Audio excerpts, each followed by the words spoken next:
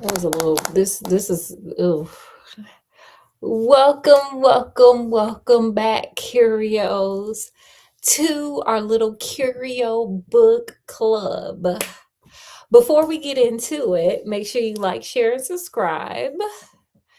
So we're gonna do a quick little recap, and then we're gonna get into it because my face look a mess. These two chapters are gonna be a mess. So get ready, y'all. So recap. Somebody keeps doing things in Thalia's name that she says she's not doing. Seth has been acting a little off, as he always does, as Seth does. He wrote another horror story. This time it's about Rudy. And Thalia already felt uneasy about reading it. Now, Mora wants to talk to Thalia about Seth acting weird. Okay, so today, I want you guys to do something a little bit different today, okay? Hold your judgment. Hold that judgment. Hold on to it. But turn up your observation skills. Watch what people say. Watch who knows what. Watch what Thalia remembers and what she doesn't. Hold that judgment. Don't decide who's guilty yet. Just collect the evidence, and at the end, we're going to circle back and compare some notes. But for now, let's get into this story, okay? Put this Oreo Junior back there, and let's get it. All right. Chapter 18.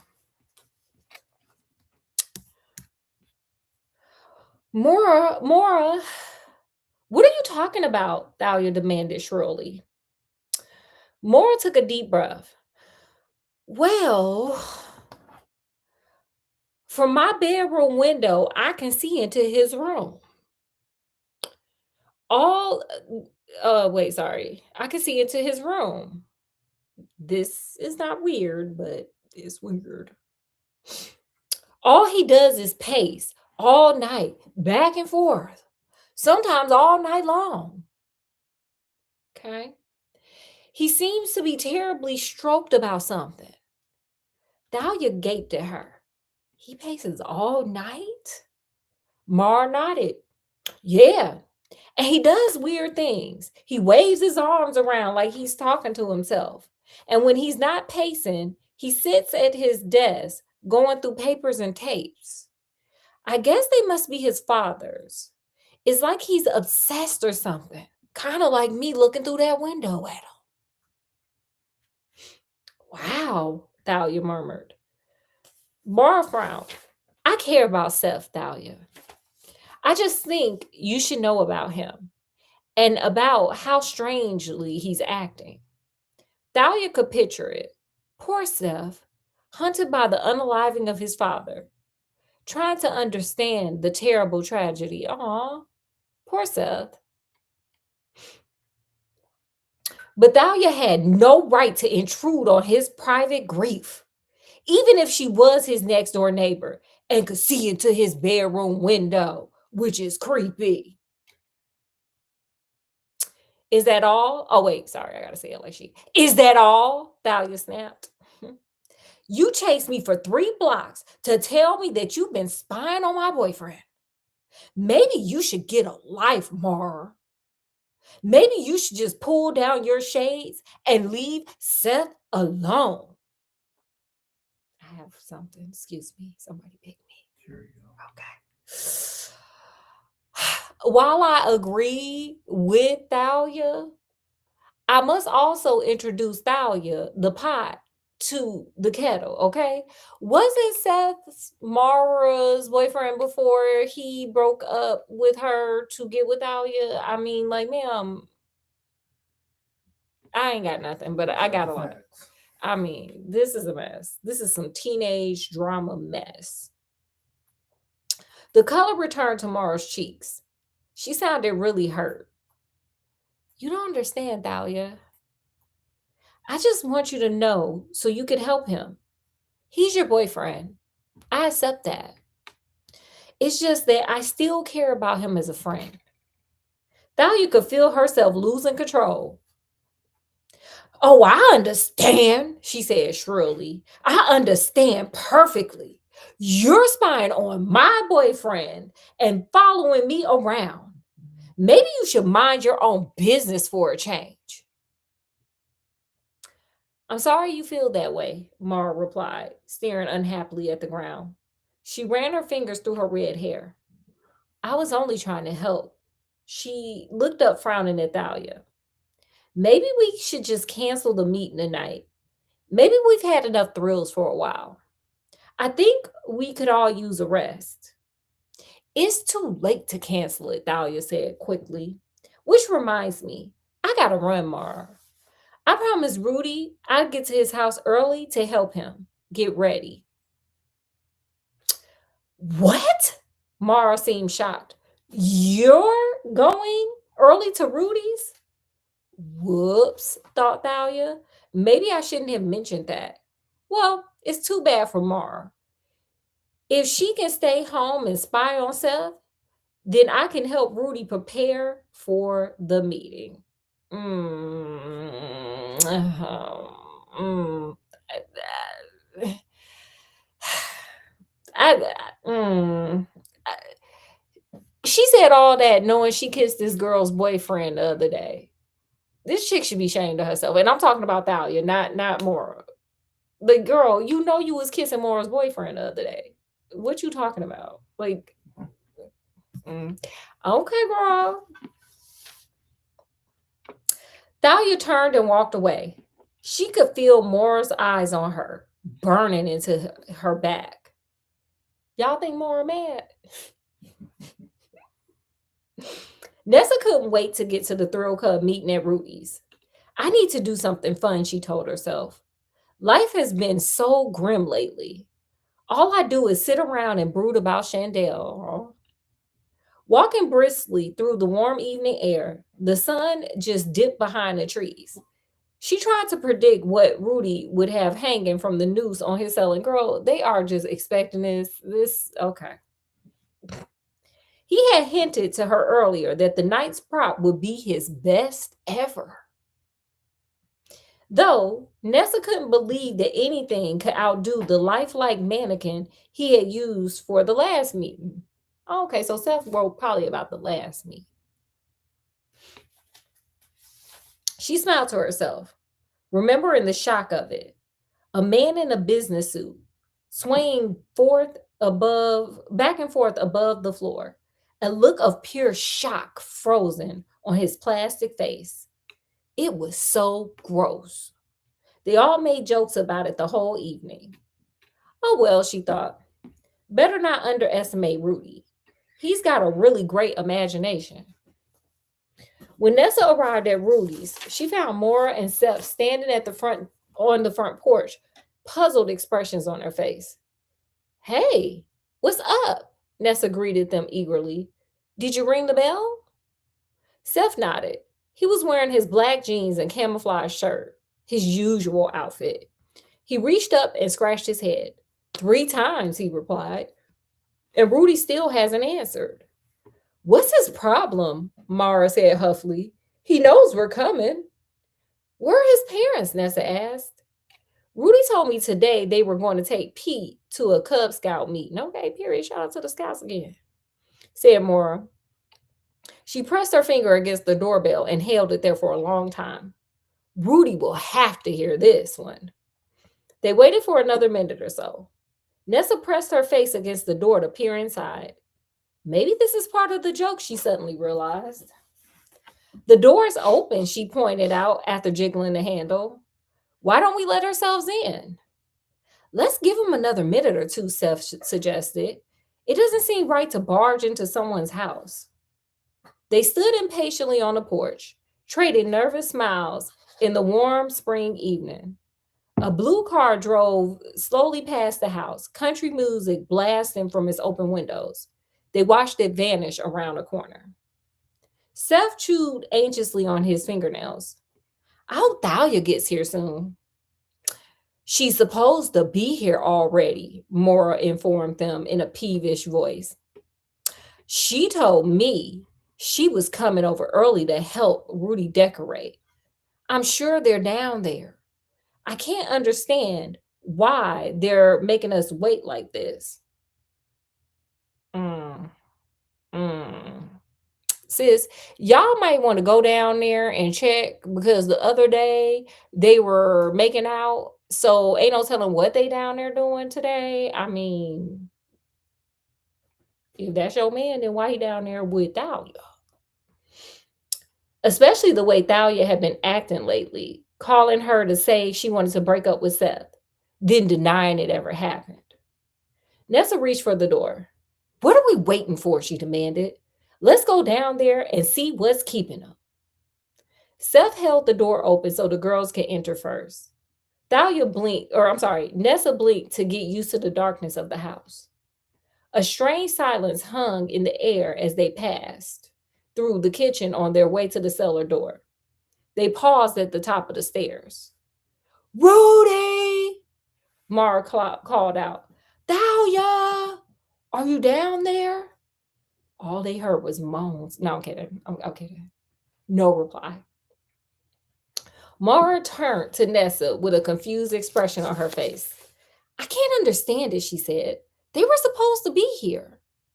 Nessa bit her lip and tried to think. Maybe they just went to the store or something, she speculated. We're here, Seth said decisively. We might as well check out the basement. They made their way downstairs single file, Nessa bringing up the rear. The wooden steps creaked beneath their weight. At the bottom of the stairs, they turned right to enter the rec room. Nessa heard the others gasp before she saw the body. Then she saw Rudy. Hanging from the overhead pipes, a clean white rope knotted tightly around his neck.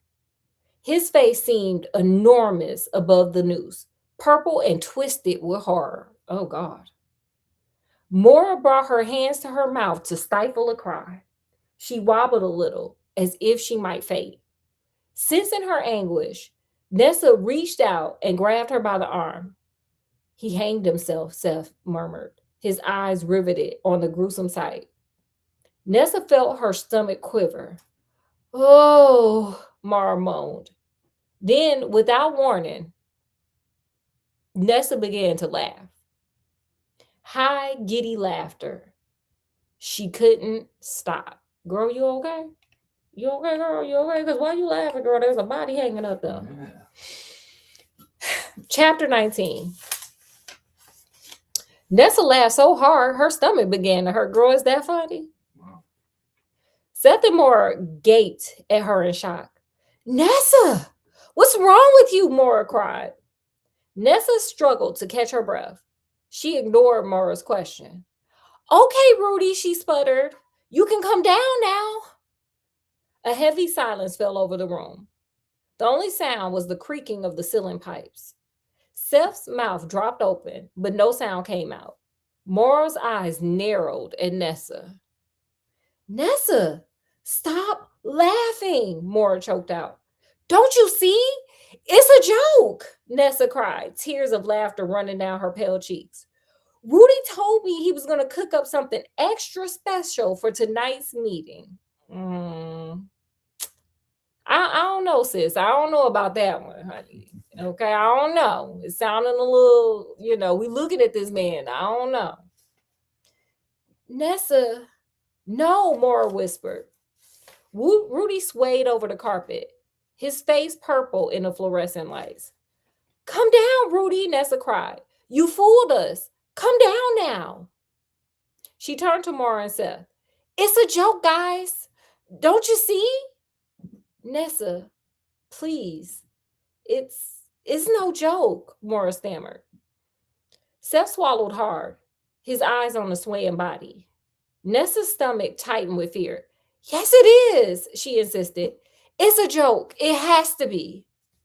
She stepped forward towards the body. Girl, you really want to do all that? She don't want to bet at all.